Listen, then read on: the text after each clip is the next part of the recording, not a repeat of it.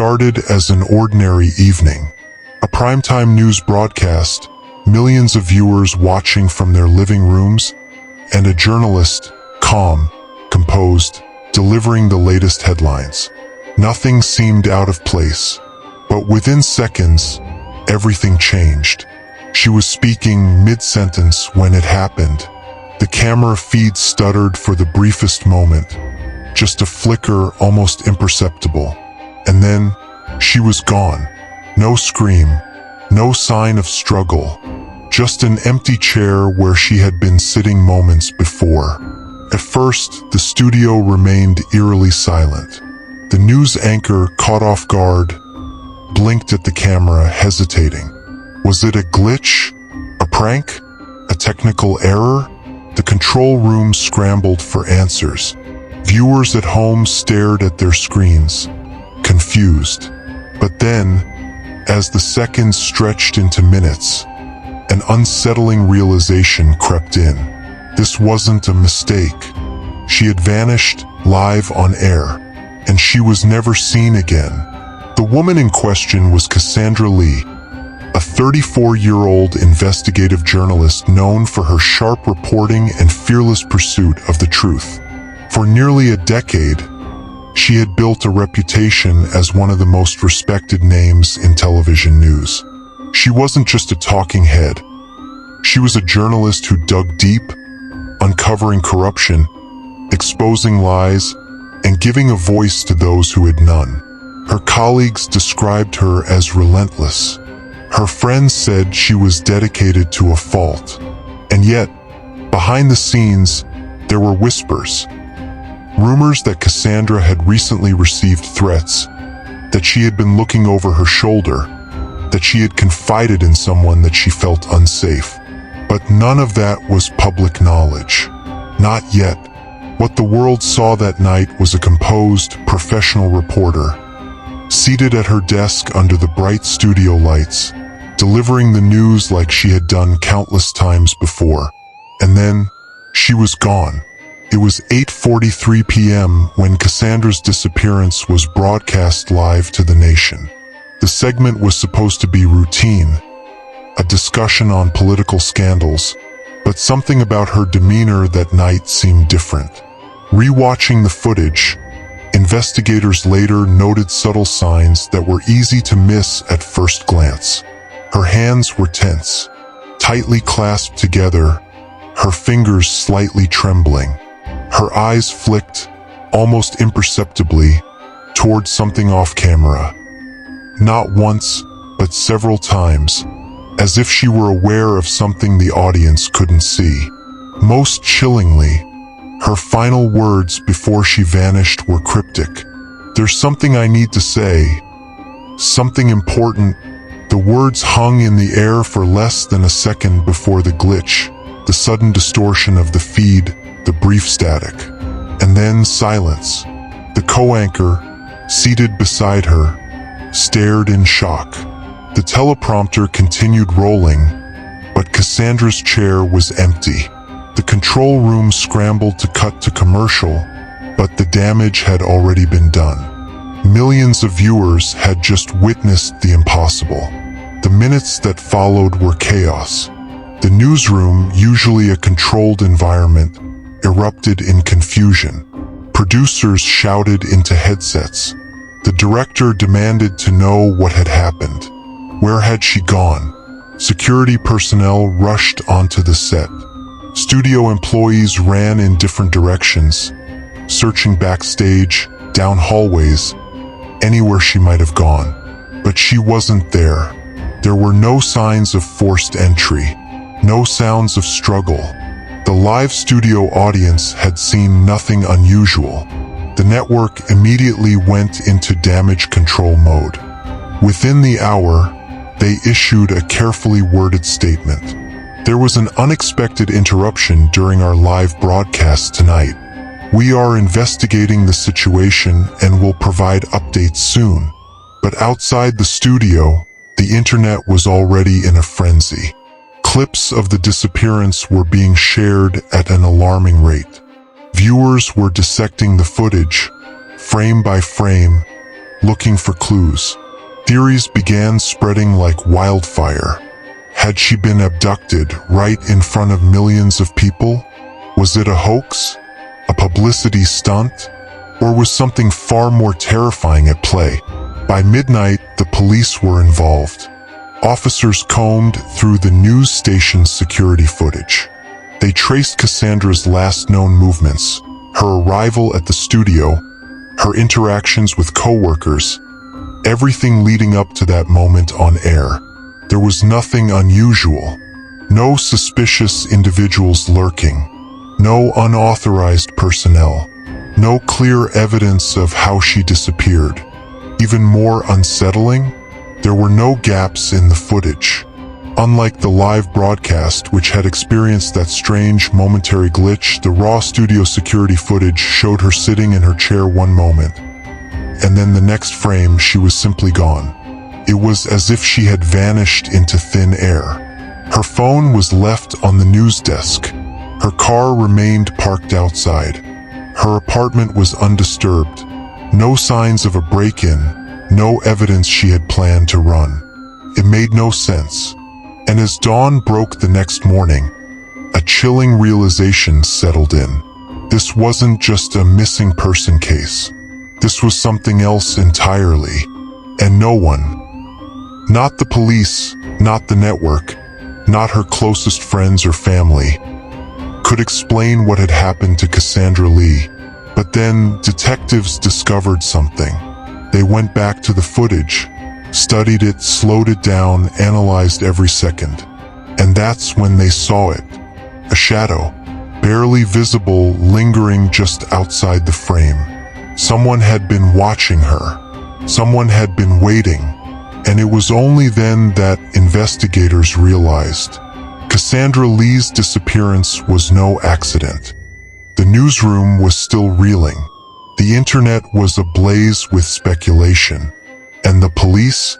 They were faced with a case unlike anything they had ever seen.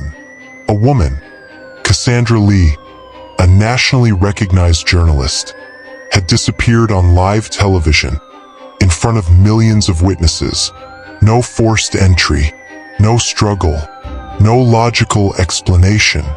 And yet she was gone. Detectives moved fast.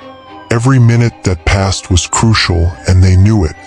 In missing persons cases, the first 24 to 48 hours are the most important. The window in which they have the best chance of finding the victim alive. But this wasn't a typical disappearance. There was no ransom demand, no note, no clear motive, just a broadcast cut short and a growing sense of unease. Investigators pored over every second of security footage from the studio. The goal was simple: retrace Cassandra's last known movements. They started from the beginning. 8:12 p.m. She arrives at the studio, walking in through the staff entrance. 8:22 p.m. She chats briefly with a producer, sipping coffee, flipping through her notes. 8:34 p.m. She heads to the news desk, adjusting her earpiece, smoothing out her blazer. Everything looked normal. But then, the final moments before the broadcast, they slowed the footage, zoomed in, and that's when they saw it. A shadow, just outside the frame, lurking in the dimly lit corridor behind the set. It was tall, indistinct, a figure standing completely still, partially obscured by a rack of camera equipment. It never moved, never stepped forward. But Cassandra must have seen it, because at 8:42 p.m., her entire demeanor changed. Her posture stiffened. Her fingers gripped the desk a little tighter. Her gaze flicked, just for a fraction of a second, toward the shadowy corridor. And then, she spoke her final words. "There's something I need to say. Something important." Seconds later, she was gone. Detectives shifted their focus. If Cassandra had been threatened, they needed to find out why. Had she been working on a dangerous investigation? Had she uncovered something she wasn't supposed to? They went through her emails, phone records, and recent work assignments. And that's when they found something alarming. In the weeks leading up to her disappearance, Cassandra had been digging into something big. A story she hadn't told anyone about. A series of encrypted emails exchanged between her and an anonymous source. The messages were cryptic, short, deliberately vague, but one stood out. "You don't understand how deep this goes. If you expose this, they will come for you." Sent just 4 days before she vanished. Detectives moved fast. They needed to search her home. Immediately, when they arrived, everything seemed normal at first. Her front door was locked. There were no signs of a struggle. But inside, something wasn't right. The apartment was too clean, too perfect. The living room lights were on. A half-empty coffee cup sat on the kitchen counter. Her laptop was missing. It felt as if she had stepped out for a moment, expecting to return. But the most unsettling detail? A single sheet of paper left on her desk. One line, "He is watching." No signature, no explanation, just those 3 words.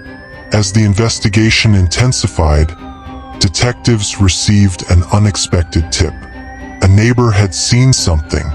At 3:27 a.m., just hours after Cassandra vanished, a black SUV had been parked outside her building. No plates, tinted windows, engine running but never moving.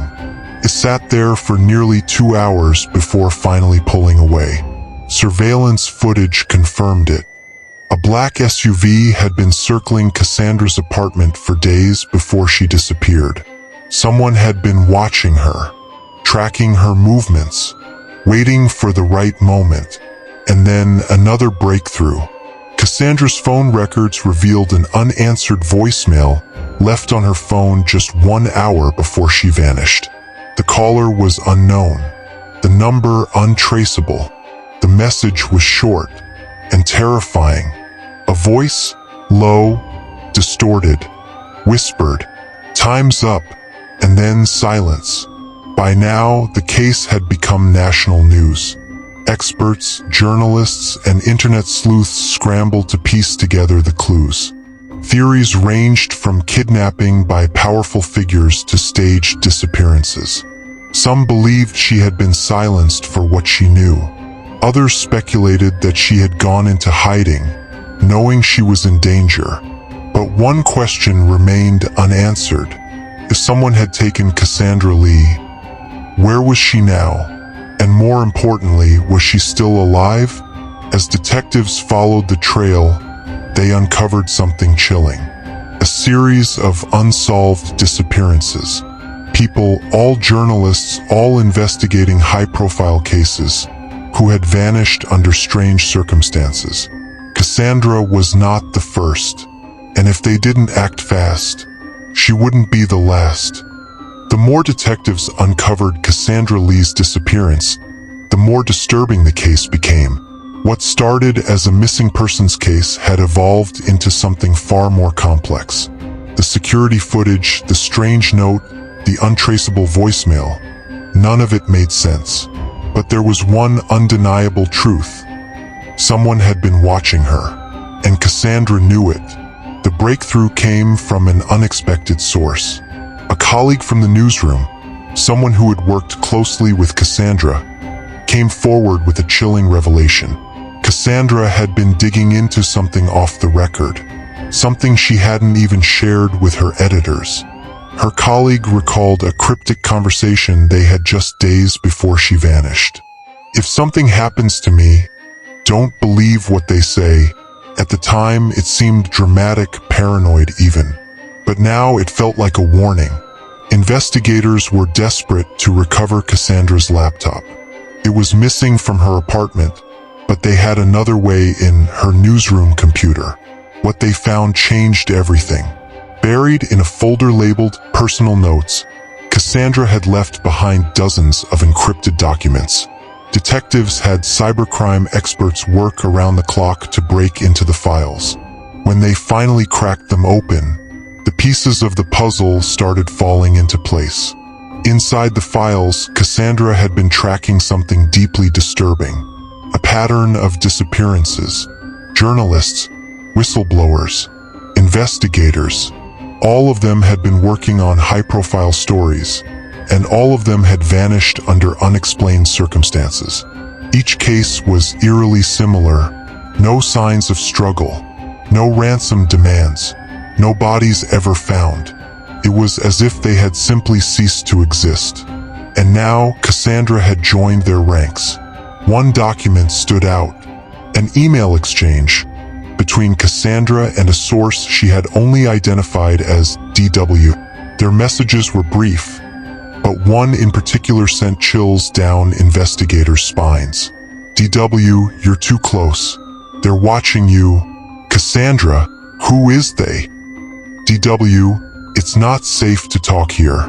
Meet me in person. No phones, but there was no record of Cassandra ever meeting this mysterious source. Had she tried? Had she been intercepted? And more importantly, who was DW? Detectives searched through every database they could access.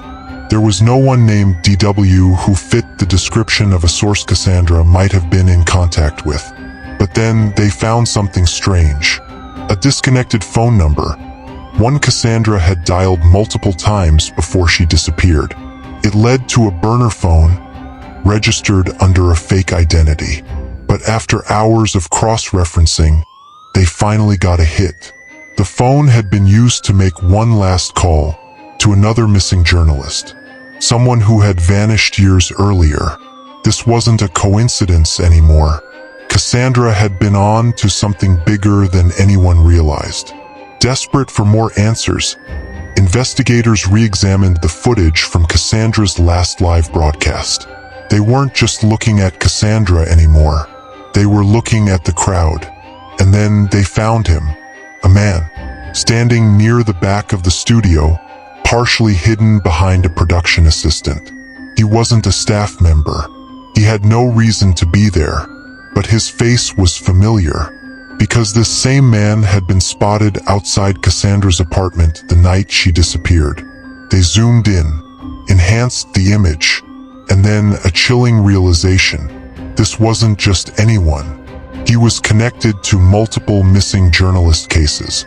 He had been there before, watching, waiting, and now he had been watching Cassandra. Then, just when the case seemed to stall, something unexpected happened. A neighbor from Cassandra's building reported something disturbing. The black SUV, the one seen on the night of her disappearance, had returned, parked in the exact same spot. Sitting there, engine running, detectives raced to the scene.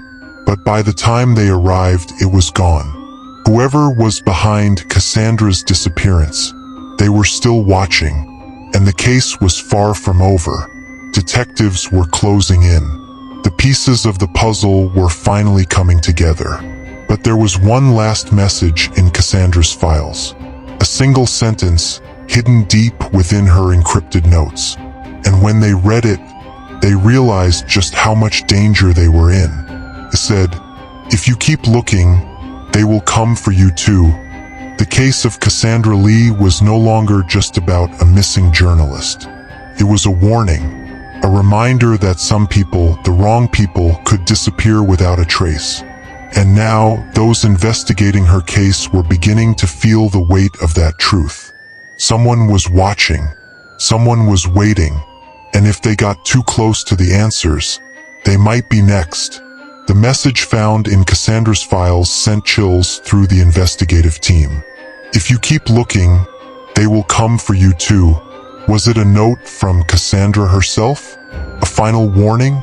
Or had someone else planted it, knowing that one day, someone would uncover it? Regardless, it had one effect: it made the detectives hesitate. How deep did this go? And more importantly, who exactly were they up against? With every lead pointing to something bigger than a random disappearance, the FBI was officially called in.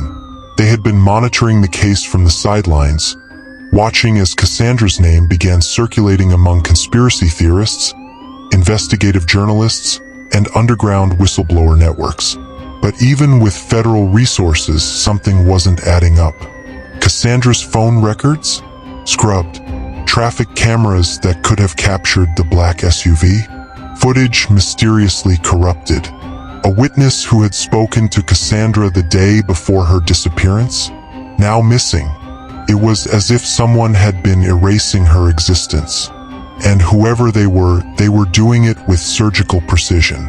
Then, a discovery changed the entire direction of the case. A vehicle, a black SUV, was found burnt to the frame in an abandoned lot just outside the city. The VIN was scratched off. The plates had been removed. But when forensic teams examined what remained, they found something horrifying in the back seat. A single gold earring partially melted from the fire. It was Cassandra's. At this point, the FBI and local detectives knew they were being blocked at every turn. Whoever had taken Cassandra had power to erase evidence, manipulate records, and make witnesses disappear. But there was still one loose thread. DW, the mysterious source Cassandra had been communicating with. Who was he? Was he even still alive? With no digital trace of him, there was only one way to find out. Detectives released a coded message through an underground journalist network, one that only DW would recognize. And then, they waited. 3 days later, an anonymous email arrived. No name, no subject line, just a set of coordinates. A location just outside the city, near an abandoned warehouse. This wasn't just a lead. This was a trap waiting to be sprung. But they had no choice. They had to go. The warehouse was empty except for one thing. A single man sitting on a rusted metal chair in the middle of the room. He was older, his face shadowed by the dim light. When detectives approached, he didn't flinch. Instead, he spoke without looking up. "You're already too deep, but if you want the truth, I'll give it to you." Cassandra was silenced. Just like the others, DW, whose real name was Daniel Whitmore, had once been an investigative journalist himself. Years ago, he had worked on a case involving high-level corruption, and then, just like Cassandra, he vanished. Except, unlike the others, he survived. But only because he had faked his own death. And now, he was about to expose the truth Cassandra had been chasing. The disappearances weren't random. They were systematic. Journalists, whistleblowers, investigators, anyone who got too close to exposing the wrong people, they were erased. And now, Cassandra had been added to that list. Then DW dropped the bombshell. A name. A single individual at the center of it all.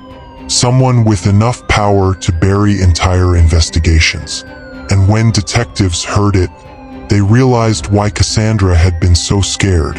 Because it wasn't just one person. It was an entire network. A network that had been operating in the shadows for years. And now, the detectives themselves had become part of the story. Just as DW was about to reveal more, something changed. His body tensed. His eyes flickered toward the shadows. Then a single gunshot. A bullet pierced through the warehouse window, striking the chair where he had just been sitting. The detectives barely had time to react. DW was already running. By the time they made it outside, he was gone, vanished, and in his place, a single envelope taped to a nearby wall. Inside was a handwritten note. For words, "They are watching you." The case had taken a terrifying turn. Cassandra's disappearance wasn't an isolated incident. It was part of something much bigger, something designed to stay hidden. And now, the people who had tried to uncover the truth, they were in danger too. But one thing was certain, this wasn't over. And if they wanted to find Cassandra, they had to act fast. Because the closer they got to the truth, the more their own lives were at risk. It was no longer just about finding Cassandra. It was about staying alive. The deeper they dug, the more they uncovered. But each revelation came with a price. Now, it wasn't just Cassandra's life that was on the line. It was everyone who dared to search for her. Inside the envelope left at the warehouse was more than just a warning. There were documents, handwritten notes, names, addresses, a timeline of disappearances spanning over 2 decades. Journalists, whistleblowers, activists, every one of them had something in common. They had all been investigating the same powerful entity. And now, Cassandra's name had been added to the list. At the bottom of the final page, there was a single line written in rushed, uneven handwriting. Find the files. She hid them before they took her. The question was, where? There was only one person who might have known where Cassandra hid her files. Her sister, Lena Lee. She had been avoiding the press, refusing interviews, and staying off the grid since Cassandra's disappearance. But when detectives arrived at her apartment, something was off. The door was slightly open. Inside, the place had been ransacked. Drawers pulled out, papers scattered, and on the floor, Lena's phone. The screen was still lit. A text message was open, but it was only half-typed. They found me. I don't, huh? Then silence. Lena was gone, just like Cassandra. In desperation, investigators turned back to where it all began. Cassandra's final live broadcast. Every second of the footage had been analyzed over and over, but maybe, just maybe, they had missed something. They played the video frame by frame. Then, at exactly 42 minutes and 19 seconds, they saw it. A reflection in the glass behind Cassandra.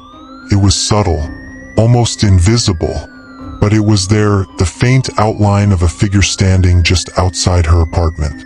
She had known. She had seen them coming. And in that moment, she had made a choice. To hide the truth before it was too late. Then they noticed something else.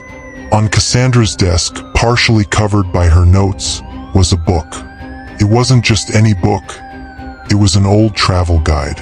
A seemingly random choice until they looked closer. Inside the front cover, Cassandra had scrawled something in the margins. A set of coordinates. A location miles outside the city. It was their last hope. If Cassandra had hidden anything, it would be there. The coordinates led to an abandoned storage unit in the middle of nowhere. There was no record of who rented it. No cameras. No security.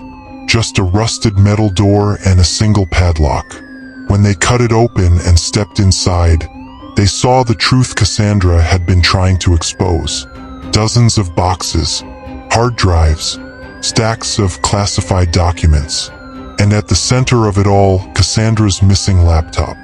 She had known they were coming for her, so she had done the only thing she could. She had hidden the evidence. Now, the question was, would anyone live long enough to reveal it? Before they could even process what they had found, they heard it. The sound of tires on gravel, engines, doors opening, then footsteps. The investigators barely had time to react before the lights cut out. And in the darkness, a single voice whispered, "You shouldn't have come here." This case had never been about one missing woman. It had always been about what she knew. And now, the people searching for the truth were vanishing one by one. Had they found Cassandra's fate? Or had they just sealed their own? Some mysteries are never meant to be solved. And sometimes, the deeper you dig, the harder it is to escape. Because the truth doesn't set you free. It buries you.